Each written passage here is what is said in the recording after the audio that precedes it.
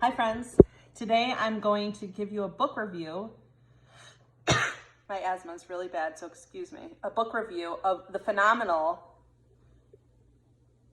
earth-shattering book in the context of psychology called A Different Voice by Carol Galligan. Carol was a regular Harvard student studying and researching under Kohlberg, and Kohlberg is key. He was a major researcher that studied morality and development, really asking the question, how do we develop as humans into figuring out what we think, because it varies, is moral? How do we develop our own code of ethics?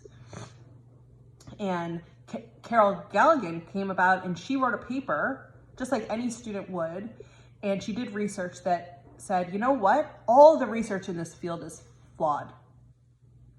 We're approaching this as if genders don't exist, but Kohlberg and everyone else, you failed because you didn't use gender as an input.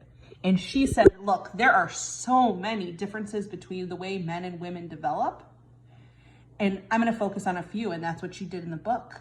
At times it was a personal narrative, but in general, she zoomed out and said, there are so many developmental differences between men and women. How could you not consider that when considering the development of morality?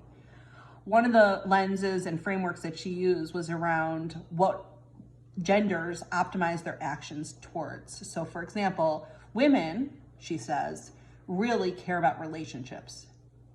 Above all, that is where they are going to make their decisions, and that's the logic that they'll use to create their life, is around their relationships. That's the number one thing that matters to them. And it's super influential as you grow and develop. That's not true for males. For males, Galligan argues, it's justice. So she did a ton of research that said men, as they develop and grow, they're constantly optimizing for justice and truth. If you think about it, males, I think, are quite literal and less about relationships. So she was raising her hand saying, I'm gonna write a paper and dispute the research that was done. And the paper became viral before viral was a thing. And all over Harvard, this paper was read. And she said, holy cow, I didn't know it would become such a big deal. I'm gonna write a book about it. And that's exactly what she did. The book is really for anyone who cares about women's history, feminism, psychology, sexism. It really does a good job of acting as a catalyst to really disrupt your thought processes and question your own personal narratives around gender norms and stereotypes. I think the audience is certainly for an academic environment. Do you have any questions about this book? Please let me know right down below.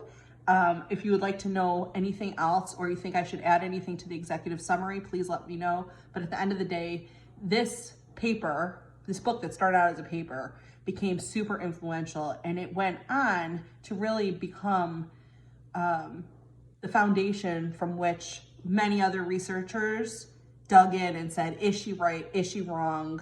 Let's figure out more. It's become the catalyst to a ton of research. And you can't talk about morality and development without talking about Galligan. And that was many years. Her book came out in 1982. Super dense. I think I mentioned this, but I listened to it. I had to read it a couple times, and I enjoyed it the second time more than I did the first time. First time, a lot of stuff was over my head. I would personally use this to have a ton of in-class discussions. And I think it's relevant to the training and development domain because it takes a really academic approach to research and analysis. And it really guides you in your thinking as you determine what you think is the actual truth. So if you have any questions, please let me know. Thanks for your patience as I made my way through a very crazy 2 weeks. Bye.